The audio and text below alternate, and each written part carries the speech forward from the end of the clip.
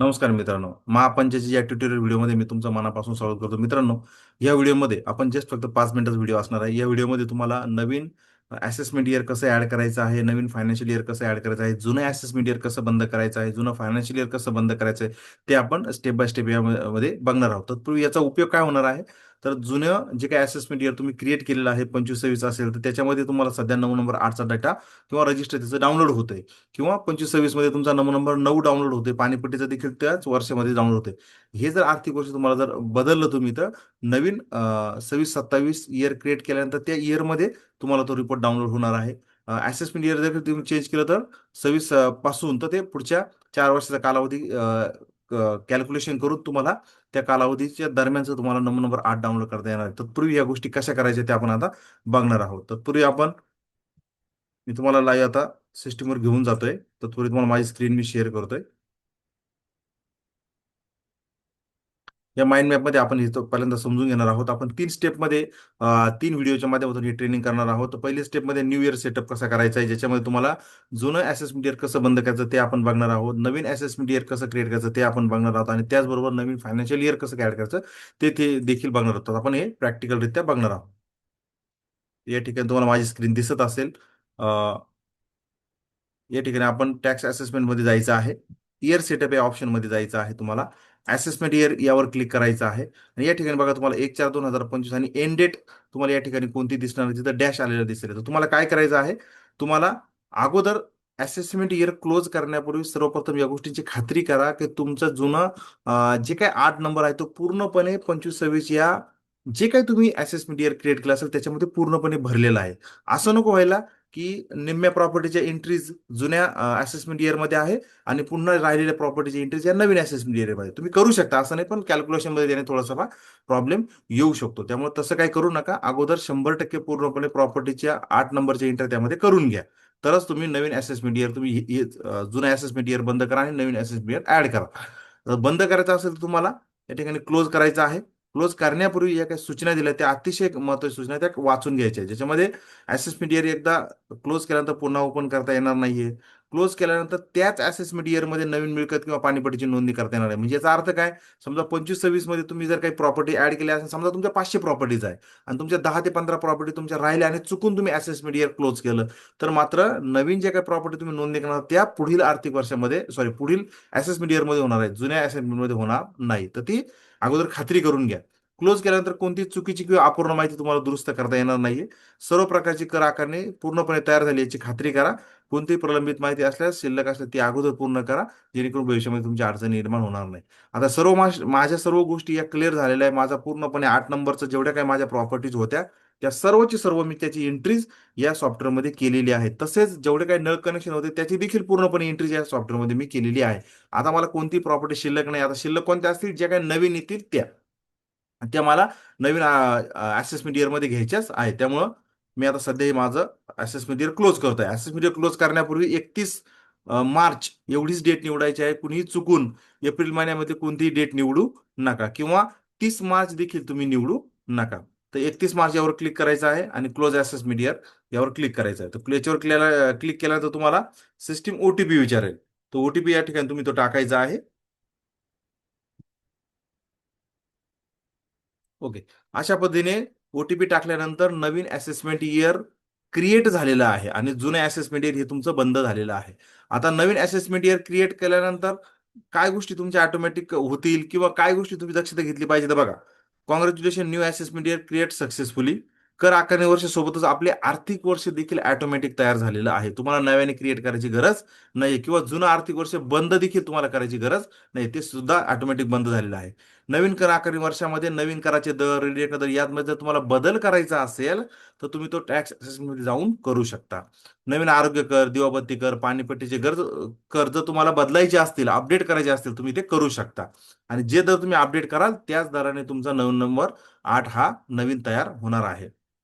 सर्व दर अपडेट केल्यानंतर आपण चालू आर्थिक वर्षासाठी नव्याने कराची आकारणी करू शकता. नवीन कर आकारणी वर्ष तयार झाल्यानंतर नवीन आर्थिक वर्षासाठी टॅक्स डिमांड तयार करणे अनिवार्य आहे. त्याशिवाय चालू वर्षाचा नंबर 9 घरपट्टी आणि पाणीपट्टीचा तयार होणार नाही. तर मग अशी टॅक्स डिमांड आपण कशी तयार करू शकतो ते आपण नेक्स्ट व्हिडिओमध्ये पाहणार आहोत. तत्पूर्वी जे काही तुम्ही जे काही असेसमेंट इयर क्रिएट केला आहे ती या ठिकाणी क्रिएट झालेला आहे.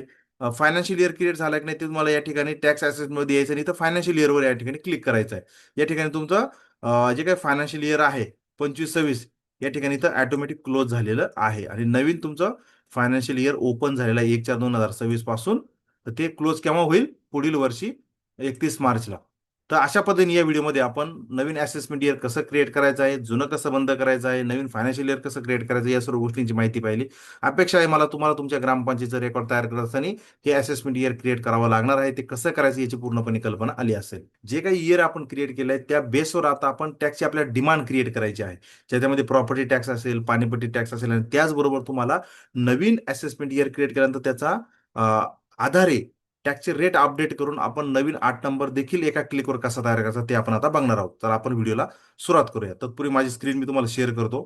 डिमांड क्रिएशन करण्यापूर्वी सगळ्यात महत्त्वाचं आहे तुम्हाला तुम्ही जे काही असेसमेंट इयर क्रिएट केलं ना त्या असेसमेंट इयरमध्ये तुम्हाला जर काही टॅक्स रेट अपडेट करायचे असेल तर तुम्ही ते अपडेट करू शकता. जुन्या टॅक्स रेटमध्ये तुम्हाला असं वाटलं की माझ्याकडे पाणीपट्टीचा टॅक्स माझ्याकडे टाकणं राहून गेलेला आहे किंवा कराचा दर माझा चुकीचा टाकण्यात गेलेला आहे किंवा रिडिरेक्टमध्ये दर चुकीचा टाकण्यात गेलेला आहे, अशी कोणतीही चूक तुम्ही या क्रिएट डिमांडमध्ये ही सुधारू शकता आणि ती पण एका क्लिकवर सुधारू शकता. म्हणजे तुमच्या किती जरी प्रॉपर्टी असल्या तर त्या सर्व प्रॉपर्टीला तो रेट ऑटोमॅटिक लागून जाईल. त्यामुळे मॅन्युअली तुम्हाला ऍड करायची गरज असणार नाहीये.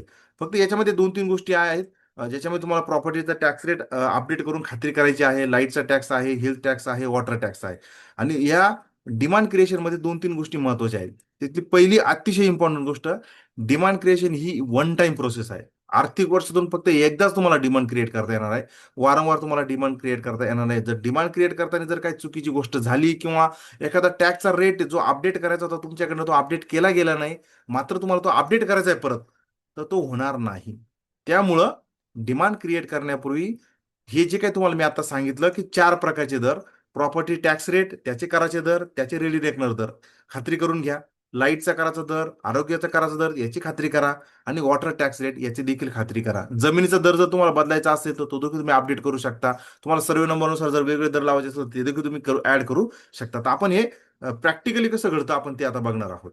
या ठिकाणी तुम्हाला जर डिमांड जर क्रिएट करायची असेल तर तुम्हाला टॅक्स असेसमेंट मध्ये यायचं आहे आणि सर्वप्रथम तुम्हाला इथं टॅक्स रेट मध्ये यायचं आहे. प्रॉपर्टी टॅक्स रेट हे जे काही टॅक्स रेट तुम्ही अपडेट केलेले आहेत हे सर्वप्रथम खात्री करा. आता या ठिकाणी मी एक मॅन्युअली म्हणजे तुम्हाला जुना 8 नंबर पण मी तुम्हाला अपडेट करून दाखवणार आहे आणि नवीन 8 नंबर जो तुमचा तयार होणार आहे तो सुद्धा तुम्हाला मी म्हणजे जे काय आपण रेट बदल करतो ना ते रेट खरंच आपल्या नवीन 8 नंबरला येत आहे का त्याची खात्री करण्यासाठी तुम्हाला मी चेंज करून दाखवणार आहे. जसं की आता मी इथं रेट बदलतोय, फॉर एक्झाम्पल साठी बदलतोय मी, हा ओटीपी टाकतोय मी. ओटीपी टाकल्यानंतर आता हे मला पूर्णपणे एडिटेबल झालेलं आहे. आता या ठिकाणी मी काय केलंय, कच्च्या घराचा जो दर आहे ना तो दोन्ही पण बदलतो. जसं की कराचा दर हा 0.70 करतोय आणि इथं 7,200 करतोय आणि सेव्ह म्हणतो. आणि त्याच्यानंतर अजून पक्क्या घराचा दर आहे तो एक बदलतो मी. इथे 1.70 आहे तर इथे 1.30 करतोय आणि या ठिकाणी इथं 18,000 आहे तर मी 17,200 करतो. म्हणजे लक्षात येईल आपल्याला. आणि जमिनीचा दर देखील मी बदलतोय. जमिनीच्या दरामध्ये मी 1.75 कराचा दर आहे तर मी काय करतो, 1.50 घेतो आणि कराचा जो दर आहे तो हा 550 घेतो. ओके, अशा पद्धतीने आता मी 3 प्रकारचे दर बदललेले आहे. एक कच्च्या घराचा दर बदललेला आहे, एक पक्क्या घराचा दर बदललेला आहे आणि बखळ जागेचा दर बदललेला आहे. आता हे दर आपण जुना 8 नंबर पण डाउनलोड करणार आहोत आणि नवीन 8 नंबर देखील डाउनलोड करणार आहोत, ज्याच्यामध्ये तुम्हाला नवीन टॅक्स असेसमेंट कशी करायची याची तुम्हाला स्पष्टपणे कल्पना येऊ शकते. तुम्हाला जर असं वाटलं की तुमच्या ग्रामपंचायत स्पेशल जमिनीचे दर लावायचे सर्व नंबरनुसार तुम्ही या ठिकाणी इथं ऍड करू शकता. जर तुम्ही अगोदर जर तुमच्या टॅक्सेशन मध्ये फक्त गावठाणाचेच दर लावले असेल आणि तुम्हाला असं वाटलं की नाही आता मला काही काही प्रॉपर्टीला ज्यांचे सर्वे नंबर वेगळे आहेत त्या सर्वे नंबरला वेगळा दर लावायचा, तुम्ही तो जमिनीचा दर या ठिकाणी टाकायचा आणि ते सर्वे नंबर या ठिकाणी कॉमा करून ऍड करायचे आहे, जसं मी ऑलरेडी काय मागच्या व्हिडिओमध्ये सांगितलेलं आहे. तत्पूर्वी अजून एक की काही अहिल्यानगर जिल्ह्यामधील काही ग्रामपंचायती अकोले तालुक्यातील आहे, त्या डोंगराळ भागातील आहे, आदिवासी भागातील आहे. त्यांना शासनाच्या नियमाप्रमाणे जर तुमचं एखाद्या मिळकत जर रहिवासी प्रयोजन असेल तर रहिवासी प्रयोजनामध्ये तुम्हाला जमिनीवरचा टॅक्स तुम्हाला आकारता येत नाही, मात्र बांधकामाचा दर तुम्हाला आकारता येतो. तर या सिनेरिओमध्ये जर तुमच्याकडे चुकून हे डिक्लेरेशन जर नो मध्ये राहिलं असेल, तुम्ही इथं येस करू शकता आणि पूर्णपणे नवीन 8 नंबर तयार असा करू शकता ज्याच्यामध्ये तुमचा रहिवासी प्रयोजनासाठी कुठल्याही प्रकारचा जमिनीचा दर हा लावलेला नसेल. तर हे सुद्धा तुम्ही चूक या ठिकाणी इथं करू शकता, दुरुस्त करू शकता. या ठिकाणी तर येस केलं, तुमचा दर तो ऑटोमॅटिक लागून. आता मला तो ही आदिवासी भागातली ग्रामपंचायत नाहीये म्हणून मी तो न करतोय. ओके, तर अशा पद्धतीने माझे पूर्णपणे टॅक्स रेट बदललेला आहे. मला आता अजून एक दर ऍड करायचा आहे ज्याच्यामध्ये पाण्या कर आहे, पाण्याचा दर आहे. म्हणजे तुम्हाला पाणीपट्टीचा जो 9 नंबर आपण जर डाउनलोड जर केला तर तुम्हाला याच्यामध्ये मला तो बदल करता दाखवता येईल, झालेला बदल. या ठिकाणी एनेबल एडिटिंग करायचं आहे. पुन्हा पुन्हा मी इथं ओटीपी टाकतोय. आता या ठिकाणी मी काय करतोय, इथं 250 हा सामान्य पाणीपट्टीचा दर आहे, मी फक्त तो काय करतो इथं 300 करतो. त्याच नंतर इथं विशेष पाणीपट्टीचा दर 1600 आहे, तिथं मी 1650 करतो. ओके, म्हणजे मला फक्त तुम्हाला चेंज दाखवायचा आहे. आता या ठिकाणी या सर्व गोष्टी म्हणजे थोडक्यात काय, ही प्रोसेस करण्याचं कारण काय, मी सर्व प्रकारचे प्रॉपर्टीचे टॅक्स रेट मी अपडेट केलेले आहेत. रिडिरेक्ट दर मी अपडेट केलेला आहे. मी जमिनीचा रिडिरेक्ट दर अपडेट केलेला आहे. तुम्हाला जर तुमच्या जमिनीचा रिडिरेक्ट दर जर माहित नसेल तर या ठिकाणी तुम्ही प्रॉपर्टी टॅक्स मध्ये यायचं, इथं जमिनीचे दर तुम्ही या ठिकाणी तपासू शकता. या ठिकाणी तुमचा जिल्हा निवडायचा आहे, तुमचा तालुका या ठिकाणी निवडायचा आहे आणि तुमची ग्रामपंचायत या ठिकाणी निवडायची आहे. तुम्हाला बांधकामाचे दर जर माहित नसेल तर बांधकामाचे दर या ठिकाणी इथं यायचं आहे. आणि सगळ्यात शेवटी 2 नंबरची पीडीएफ इथे डाउनलोड करायची आहे. डाउनलोड केल्यानंतर तुम्हाला सगळ्यात शेवटी तुम्हाला जे शासनाने 25-26 साठी जे बांधकामाचे दर या ठिकाणी दिलेले आहे ते तुम्हाला या ठिकाणी इथं दिसत आहे. ते त्या ठिकाणी तुम्ही इथं ते बदल करून अपडेट करून घेऊ शकता या पद्धतीने. पण जिल्ह्यावाईज दर दिलेले आहे, तुम्ही ते बदल करून घेऊ शकता. आपल्याला फक्त सर्व प्रभाव आणि ग्रामीण अशा प्रकारचे दर आपल्याला वापरायचे आहेत. ते फक्त तुमच्या जिल्ह्यानुसार तुम्ही ते बघून ठेवा. आता या ठिकाणी मी आपली जी मेन प्रोसेस तुम्हाला करून दाखवायची आहे, जी म्हणजे क्रिएट डिमांड, जी वन क्लिकवर आपण कशी तयार करायची ती आपण आता बघूया. या ठिकाणी क्रिएट डिमांड करण्यासाठी तुम्हाला टॅक्स असेसमेंट मध्ये यायचं आहे आणि तो फायनान्शियल इयर मध्ये यायचं आहे. फायनान्शियल इयर मध्ये आल्यानंतर तुम्हाला जनरेट डिमांड नावाचं एक बटन हिरव्या कलर मध्ये दिसेल. यावर क्लिक करायचं आहे. यावर क्लिक केल्यानंतर सिस्टीम तुम्हाला पहिल्यांदा सूचना विचारेल तर हे क्रिएशन झाल्यानंतर काय काय गोष्टी घडणार आहेत, तर त्या पहिल्यांदा आपण वाचून घ्यायच्या आहेत. तर टॅक्स डिमांड तयार करण्याची प्रक्रिया ही वर्षातून फक्त एकदाच होते, वन टाइम प्रोसेस आहे. म्हणजे दरवर्षी तुम्हाला तुमचं आर्थिक वर्ष संपल्यानंतर तुम्ही क्रिएट करू शकता. मात्र एकाच आर्थिक वर्षामध्ये डबल डबल क्रिएट करू शकत नाही. टॅक्स डिमांड तयार करण्यापूर्वी डॅशबोर्डवरील सर्व प्रॉपर्टी होल्डरमध्ये झिरो प्रॉपर्टीची नोंद असणे आवश्यक आहे. तर हा काही युरोर तुम्हाला बघायची काही गरज नाहीये, आम्ही ऑलरेडी याच्यामध्ये दुरुस्ती केलेली आहे. जरी तुमच्या डॅशबोर्डवरती प्रॉपर्टीमध्ये जर काउंट दिसत असेल तरी तिथे टॅक्स डिमांड क्रिएट होणार आहे. टॅक्स डिमांड क्रिएट करण्यापूर्वी सर्व प्रकारचे दर, जमिनीचे रेडिएक्ट दर, बांधकामाचे रेडिएक्ट दर योग्यरित्या अपडेट केल्याची खात्री करा. दिवा कर, आरोग्य कर, पाणीपट्टी अपडेट कर केल्याची खात्री करा. एकदा टॅक्स डिमांड क्रिएट झाल्यानंतर त्यामध्ये कोणताही बदल करता येणार नाहीये. टॅक्स डिमांड ची प्रक्रिया पूर्ण झाल्याशिवाय चालू 9 नंबर 9 मिळकत कर मागणी आणि चालू 9 नंबर 9 पाणीपट्टी हा तुमचा तयार होणार नाही. 9 नंबर 11 जरी याच्यामध्ये दिला असेल तर आपण ते याच्या आधारे तयार करत नाही. आणि सर्व माहिती तपासून झाल्यानंतर तुम्ही टॅक्स डिमांड तयार करावी. आता माझी सर्व गोष्टींची खात्री झालेली आहे म्हणून आता तुम्हाला टॅक्स डिमांड मी तशी तयार करायची बघूया. त्यासाठी तुम्हाला इथे create demand for current year यावर क्लिक करायचं आहे.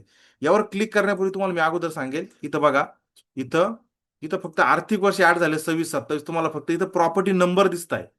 बाकी कुठल्याही प्रकारे तुम्हाला डिमांड दिसत नाहीये. ओके, डिमांड कलेक्टेड काही अमाऊंट दिसत नाही. इथं प्रॉपर्टी ज्या 79 आहे म्हणजे प्रॉपर्टी कोणत्या आहे, जे जुनं तुम्ही 8 नंबर जो ऍड केलेला होता त्या 8 नंबरच्या एकूण प्रॉपर्टी 79 आहे.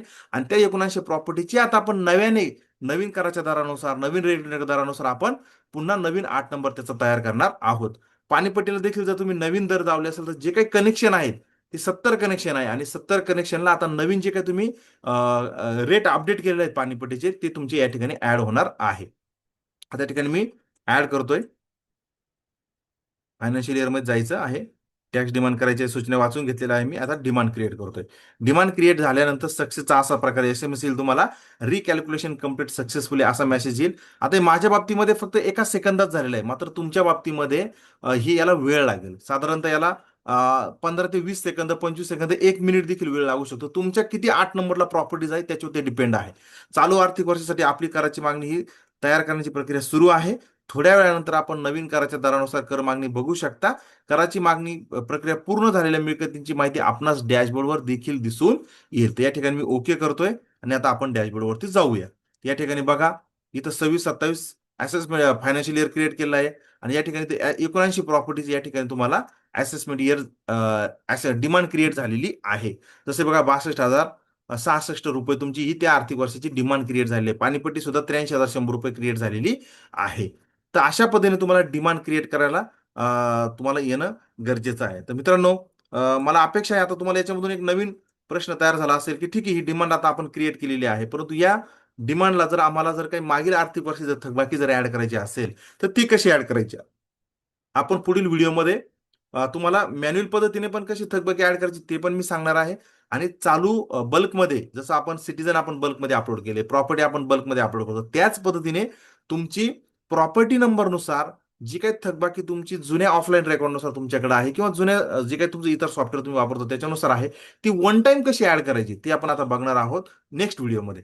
भेटूया आपण नेक्स्ट व्हिडिओला. थँक्यू.